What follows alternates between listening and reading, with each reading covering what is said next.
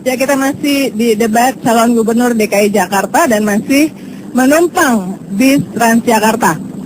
Saya mulai dari Pak Hidayat ya. Iya, tadi kan Satu. pertama loh. Iya, satu. Tadi kita bicara soal perbaikan busway ya. Tetapi menurut data, ada 35 juta perjalanan di area Jabodetabek yang semuanya bermuara ke Jakarta. Dan selama ini busway tadi kita bicara cuma 500-an, tadi akan ditambah. Bagaimana dengan transportasi bis yang lainnya yang juga selama ini menjadi keluhan? Satu saja Pak. Ya, salah satu diantaranya adalah agar memungkinkan bus-bus yang kemudian bisa berjalan di jalan yang paralel dengan busway untuk kemudian bisa masuk ke jalur busway. Karena sudah Anda lihat, seringkali jalur busway itu kosong melompong, sementara kanan dia macet total. Yang di macet itu ada juga BPD, ada Mayasari Bakti, ada Kopaja dan sebagainya. Jadi nanti ke depan harus dimungkinkan, tapi juga dengan perbaikan kualitas daripada bus BPD dan Mayasari Bakti maupun juga Kopaja dan sebagainya, sehingga mereka nanti bisa di jalur-jalur yang paralel, mereka bisa masuk ke jalur busway ini untuk kemudian nanti kalau mereka keluar lagi. Dengan cara itu maka kita mempercepat jalur perjalanan dan mengurangi kemacetan dan juga memaksimalkan ini supaya tidak mubazir. Seringkali ini jadi mubazir dan itu menghadirkan kecemburuan sosial. Pak Hendarji, tadi kan semua kandidat termasuk Pak Hendarji mengatakan semuanya akan menambah busway. Nah, Pak Hidayat baru saja mengatakan ingin mengoptimalkan penggunaan jalur busway. Kan ini bisa bentrokan karena justru harusnya busway tetap busway dan kemudian dipikirkan bagaimana kenyamanan untuk yang lainnya. Bagaimana menurut Anda? Untuk kenyamanan yang di luar busway. Di luar busway tentu harus ada perbaikan trayek. Ya. Selama ini angkutan-angkutan kota yang dikelola oleh swasta itu tidak terkoneksi dengan busway. Oleh karena itu harus ada perbaikan trayek di mana transportasi massal yang dikelola oleh swasta selama ini dirubah agar terkoneksi sehingga mereka menjadi bagian dari feeder-feeder yang akan dibangun nantinya. Dengan demikian maka pembangunan feeder tidak terlalu banyak karena transportasi publik yang lain itu sudah terkoneksi dengan busway. Iya. Pak Alex, menurut selama persiapan menjadi calon gubernur nih, apa sih identifikasi yang paling mendesak yang harus diperbaiki untuk transportasi di luar busway? Ya, tadi dikatakan ada 35 juta, sebenarnya 38,7 juta pergerakan per hari. Belum ditambah 600.000 dari Bogor, Depok, 500.000 dari Tangerang, dan 600.000 dari Bekasi yang masuk menggunakan kendaraan. Nah, tadi kita sebut nanti ke Ragunan, park and ride. Jadi untuk mengurangi yang masuk ke Jakarta, mereka parkir di park and ride dan menggunakan. Tapi sekali lagi, yang utama itu adalah perbaikan ini apapun namanya itu harus dilakukan simultan, tidak boleh sepotong-sepotong. Kalau kita nambah busway saja, kalau feedernya belum, malah percuma. Tadi Pak Hidayat itu ada benarnya juga bahwa ini kan kosong, nah kurang busway-nya. Sedangkan Mayasari bertumpuk di situ.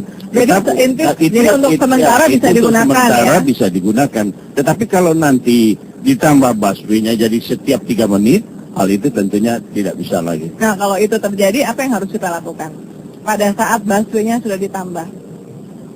Konsepnya kan harusnya migrasi. Kalau di Jakarta ini kan konsepnya penggusuran. Jadi bus non Transjakarta digusur. Nah, kalau di Bogota yang menjadi Bogota Columbia itu kan terbaik. Di sana Transmilenio namanya. Itu yang non Transjakarta diintegrasikan ke Transjakarta lewat konsep migrasi dan scrapping. Jadi kalau pemilik Mayasari atau apalah namanya, itu 4 dapat jatah kepemilikan 1 Transjakarta. Kemudian kedua, ini juga Transjakarta sekarang bikin apa namanya, feeder atau pengumpan, dia bikin sendiri. Busnya lebih kecil gitu tapi bikin sendiri. Nggak diajak si Kopaja sama Metro Mini. Ayo ajak dong Kopaja Metro Mini. Dibikin standarnya sehingga terjadilah migrasi dari transportasi tradisional ke modern, dari sistem setoran ke sistem gaji, baru beres semua. Baik, ya setelah menempuh perjalanan lebih dari 35 menit, kita akan sampai di halte busway Ragunan, salah satu halte busway yang melayani berangkat dan tiba penumpang dan juga cukup besar. Sepanjang jalur busway sangat tidak nyaman karena banyak sekali guncangan akibat dari jalanan yang tidak rata kan. Kita akan lanjutkan debat Cagup setelah berikut ini.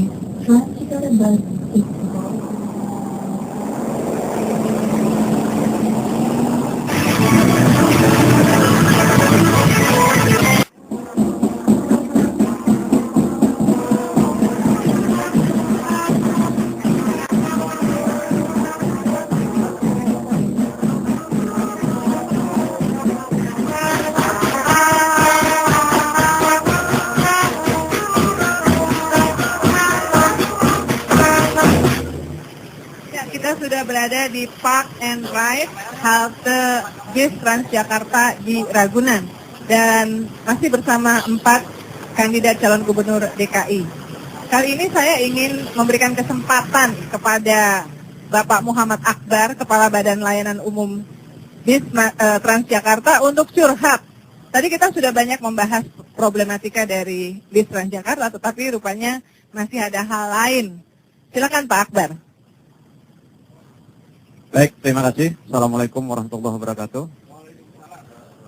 Saya langsung masuk ke permasalahan bahwa saat ini jumlah stasiun pengisian bahan bakar gas atau SPBG itu sangat-sangat sedikit, hanya 5 melayani 544 bis. Inilah yang menyebabkan kemudian bis-bis ini harus butuh waktu 2-3 jam untuk mengisi gas. Sehingga ada kesan seolah bis ini kurang gitu. Sebenarnya mereka sedang mengantre di di SPBG gitu. Apa upaya-upaya Bapak untuk mempercepat penambahan SPBG ini? Itu pertama. Kemudian yang kedua, asumsikan ya atau anggap bahwa telah dilakukan upaya-upaya efisiensi dari sisi cost ya, dari sisi biaya untuk operasional bis. Jika kemudian jumlah pendapatan dari penumpang, dari tiket penumpang ini masih kurang gitu ya, masih di bawah cost gitu. Mana yang Bapak pilih? Menaikkan subsidi atau menaikkan tarif? Ya sebenarnya tarif 3.500 ini menurut survei kami itu sangat murah gitu. Jadi dengan dinaikkan 5.000 penumpang Jakarta belum berpindah hati sebenarnya. Gitu. Terima kasih. Silakan. Saya ingin mulai dari Bang Faisal. Saya mulai dari yang kedua dulu. Kopaja Rp2.000. Kemudian saya bicara juga dengan teman-teman yang punya gagasan untuk menyediakan bus jangkung. Jadi bus yang tinggi sekali, jadi terminal stasiunnya ini di atas, itu 5.000 visible gitu. Jadi sebelum bicara naik tarif apa, harus dibedah dulu Pak. Jangan-jangan kontrak masa lalunya bermasalah itu, ya. Dan kontrak masa lalu yang bermasalah yang cenderung mahal, itu bebannya terus-menerus gitu. Itu harus ada Pak Akbar menanggung beban dosa masa lalu. Nah ini harus ada cut off gitu. Harus diaudit total. Kalau korupsi masa lalunya memang jelas-jelas di masa lalu ada korupsi gitu, ya udah karena ada tender yang belakangan ini kan bisa nawarkan lebih murah, nggak jalan karena takut ketahuan korupsi di masa lalu kan. Itu yang menurut saya harus diaudit ulang semua supaya kita terbebas dari beban dosa masa lalu. Baik. Yang pertama terkait dengan SPBG ya. Ini kan ada persoalan alokasi gas dari pemerintah pusat. Ya jadi Ibu Evita Legowo nih urusannya. Komitmen Dirjen Migas, komitmen pemerintah pusatnya tidak jelas, tarik ulur. Nanti kalau ada masalah nanti kan si Transjakarta ini dikenakan kuota gitu. Kalau kita nambah bus belum tentu dapat alokasinya. Jadi harus diselesaikan dulu. Dan karena ini di luar kewenangan misalnya seorang gubernur, secara singkat apa yang akan Anda lakukan? Kalau gubernur maksimum bisa berinvestasi untuk pengadaan SPBG-nya, tapi gubernur tidak bisa apa-apa terkait dengan urusan suplai gasnya. Terima kasih. Baik, Pak Hendardi, silakan. Jadi saya akan menambah tempat-tempat pengisian bahan bakar gas itu. Bagaimana Kalau cara?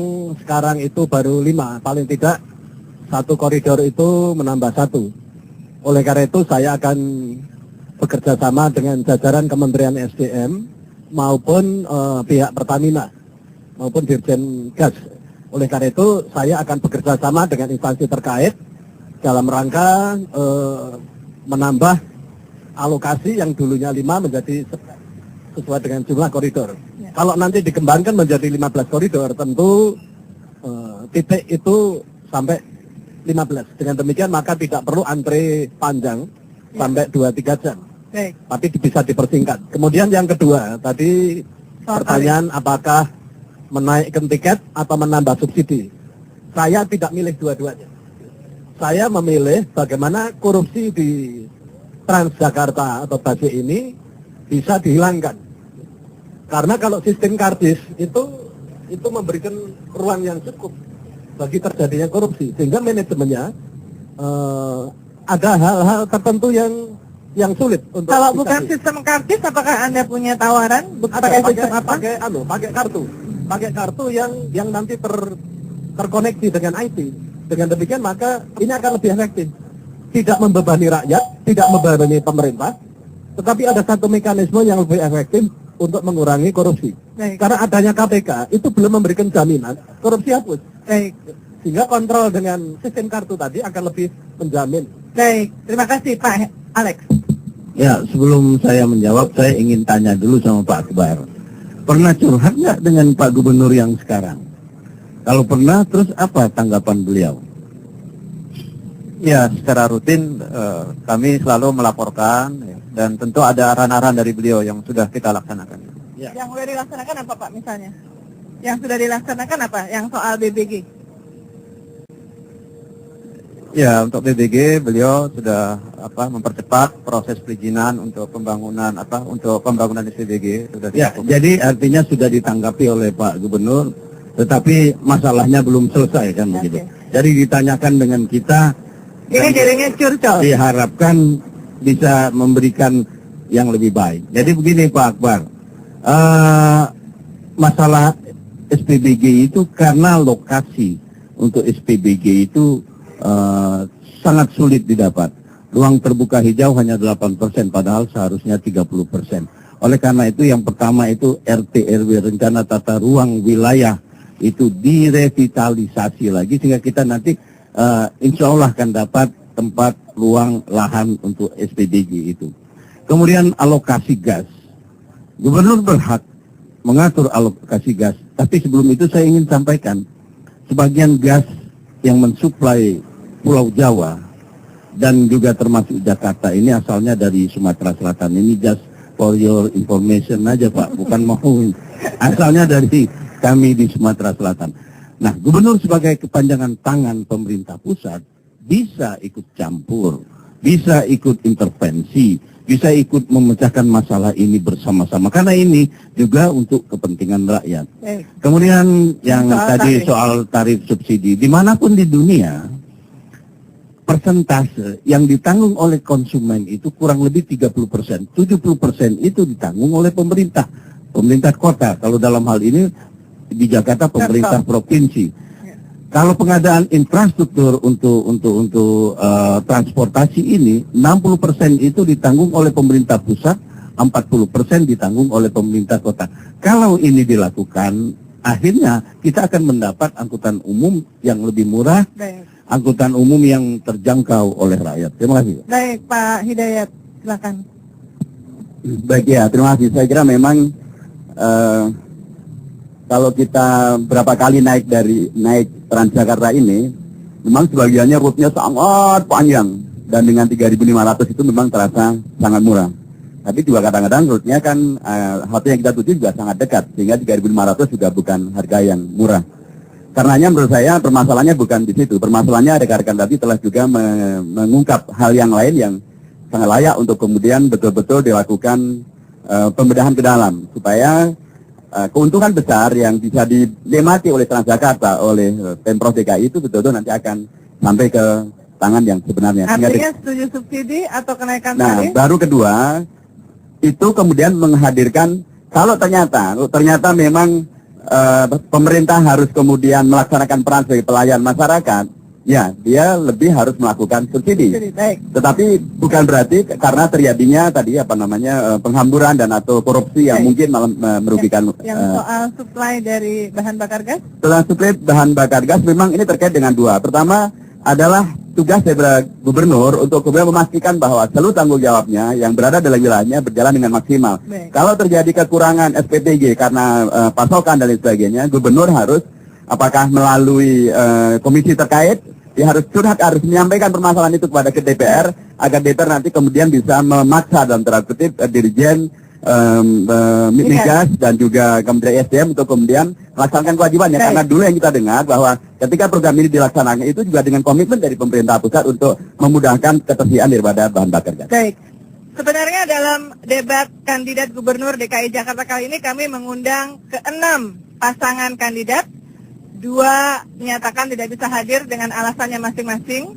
Dan problematika bagi seorang pemimpin di wilayah DKI Jakarta tentu bukan soal mengatasi transportasi saja, bukan hanya mengatasi kemacetan.